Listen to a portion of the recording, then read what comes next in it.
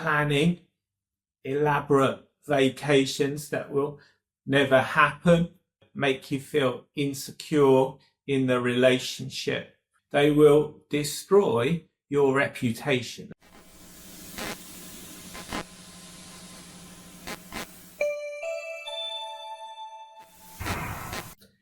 Hello everyone, welcome back to the channel. If you're new here, subscribe.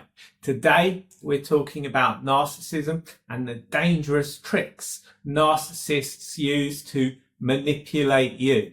Understanding these tricks and tactics that narcissistic people use can help you protect yourself and your loved ones from emotional and mental harm. Before we dive in to these tricks, remember, everyone can display narcissistic traits. Everyone is a little bit narcissistic. A little bit of narcissism can be helpful. For narcissism to become a problem, these patterns need to be persistent. They need to be ongoing. These are harmful manipulation tactics that narcissistic people will use over a continued length of time. And this video is meant purely for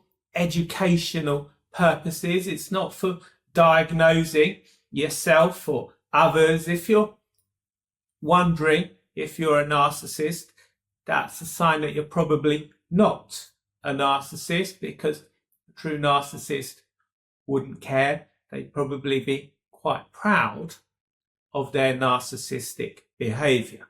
Let's get into it. Let's explore 10 narcissistic tricks that narcissistic people use to manipulate others. The first tactic we're going to talk about is mirroring. So mirroring is when a narcissistic individual carefully observes and then mirrors back what you value most. They will adopt your values, interests and dreams as their own, claim to share your exact preferences and dislikes, study what you respond to and amplify those traits and behaviors within themselves when they're around you. This calculated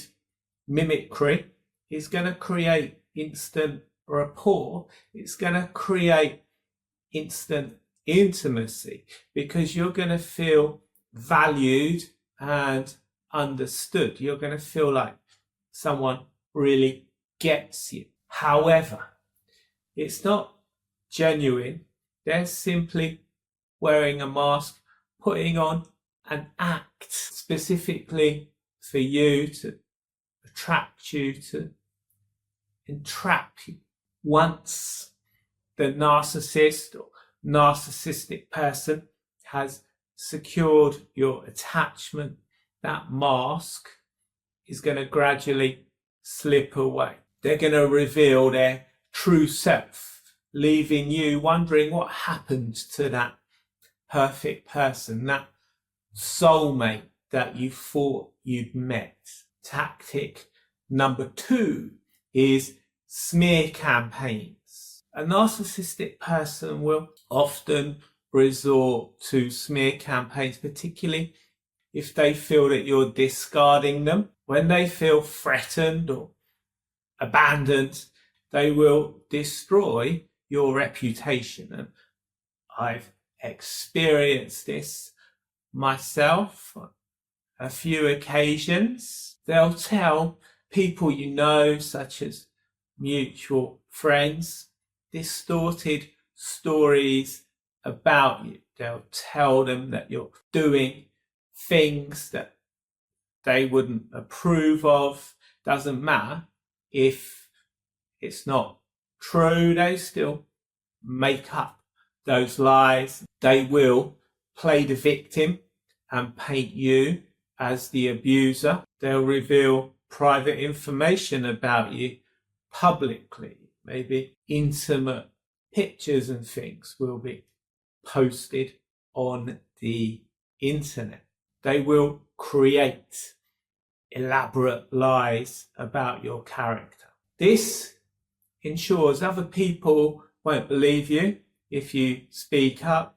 It can cause friends to want to distance themselves from you, reducing your social circle, reducing your ability to get support, and it keeps you trapped in a narcissistically abusive relationship. Tactic number 3, selective memory and amnesia. To a true narcissist, reality is a fake construct.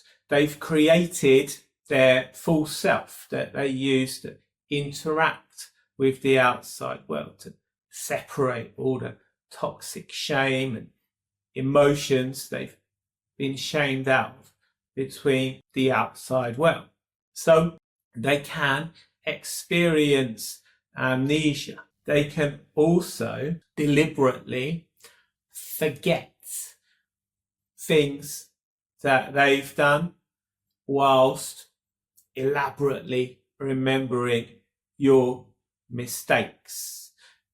Forget the times that they've let you down whilst elaborately remembering all the ways you've let them down.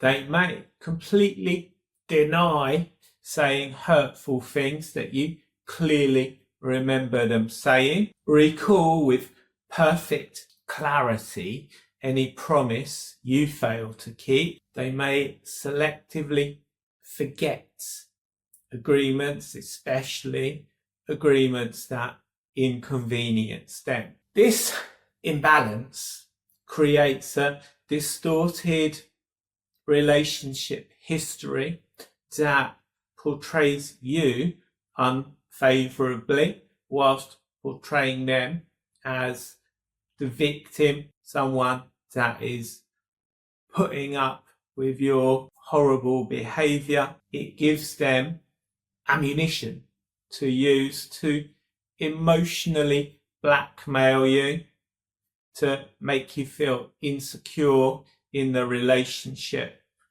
to ensure you won't abandon them. Tactic number 4 is covert contracts. Covert contracts are unspoken rules that you're intuitively supposed to understand.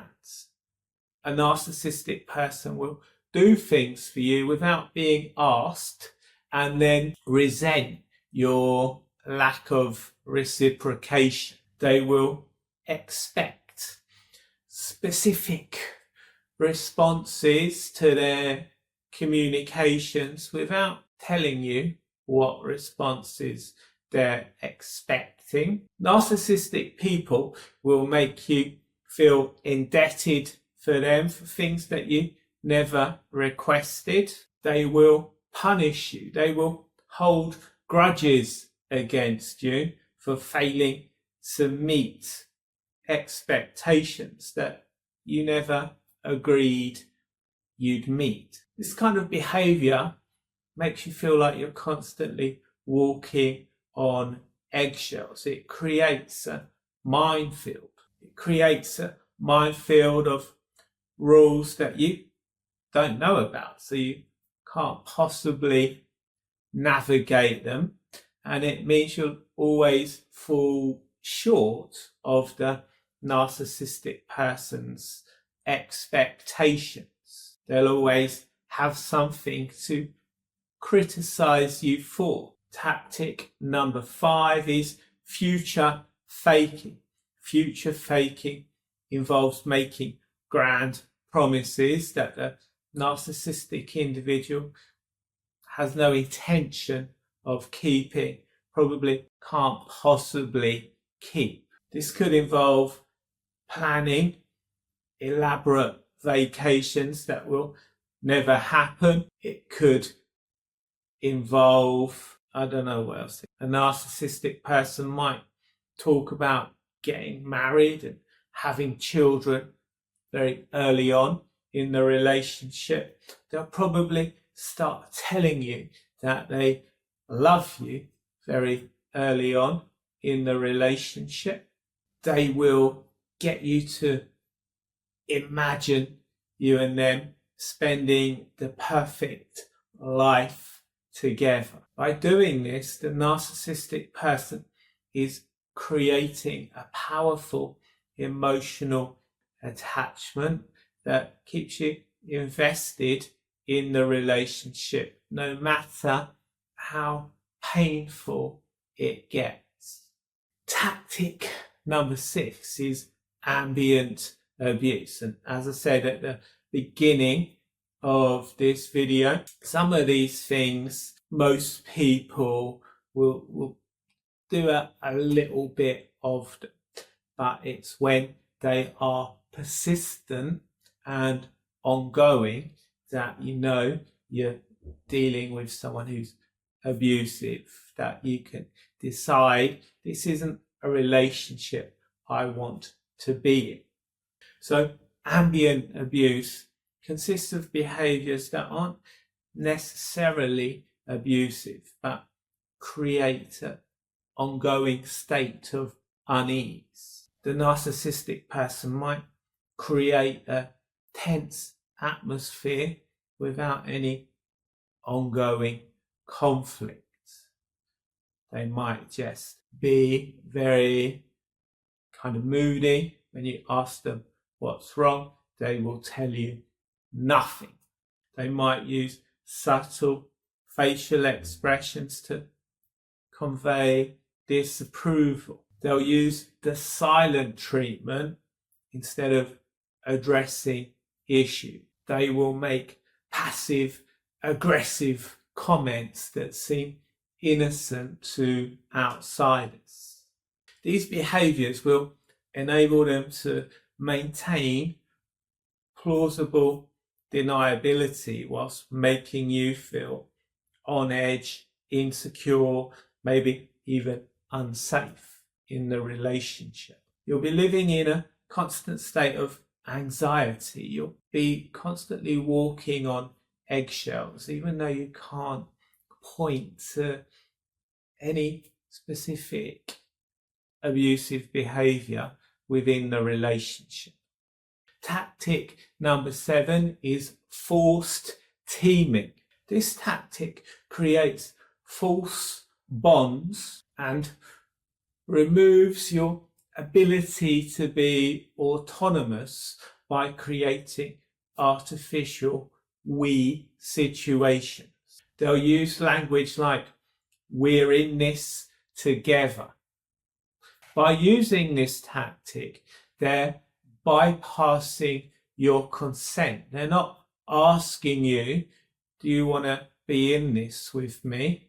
They are assuming that you are in this with them. So we're in this together. They will make decisions that affect you without asking you for your input. They'll create artificial crises that require your immediate help. Again, I wonder if you can remember the time when a government has done that. They'll frame their personal problems as shared challenges. This boundary violation creates false obligations and makes it difficult for you to maintain your independence. Tactic 8, projection. They say the best way to know what a narcissist is doing is by looking at what they're accusing you of. Narcissistic people will project their own flaws and insecurities onto you. They'll accuse you of cheating when they're the ones that are cheating. If a parent is insecure about their sexuality, they might project that onto to their child. They might accuse their child of being homosexual, not that there's anything wrong with homosexuality, but a narcissistic parent who themselves is trying to repress that homosexuality will project it on to their son or maybe their daughter. They'll call you controlling when they are the ones being controlling. They'll claim you're selfish when they are the selfish ones. By doing this, they are projecting their fragile self-image while making you be on the defensive. Tactic number 9 is emotional blackmail. They weaponize your feelings to control your behavior. The narcissistic person will threaten to harm themselves if you don't comply or if you leave them. Use fear, obligation, and guilt. Narcissistic parent might say, I never raised you to be like this. Say things like, if you really loved me, you would. Blame you for their feelings. Saying things like, how do you think you're making me feel? They will remind you of all of the past sacrifices they've made for you. By doing this, they're creating a dynamic where you feel responsible for their emotional state. And this makes it nearly impossible for you to try and enforce boundaries without feeling guilt. If you've grown up in this kind of environment, you may have never been able to establish healthy boundaries, and that's going to leave you very vulnerable to this kind of narcissistic behavior in your relationships. So if that's you, check down below for my inner child healing workbook. And finally, tactic number 10 is hoovering. Hoover is a famous brand of vacuum cleaner in Britain. Most people call their vacuum cleaner a hoover, and hoovering happens when you try to leave the narcissist, or if you have left the narcissist or they've left you. This is when they're going to start hoovering. They will suddenly start acting like the person you initially fell in love with. They'll make dramatic apologies. They'll promise to change. They will claim they've changed or they're getting help. They will recruit mutual friends to encourage you to take them back. This tactic pulls you back into the cycle of abuse just when you're about to escape. If you recognize these patterns in your own relationships, you're not alone. It's not your fault, particularly if you've been born into this kind of situation. And again, if you don't heal your childhood wounds, you're going to be making unconscious contracts with the people who complement your family system. So if you've grown up with narcissism, you're going to find yourself in narcissistic relationships. Check down below for my inner child healing workbook to help you make a start on healing your inner child, on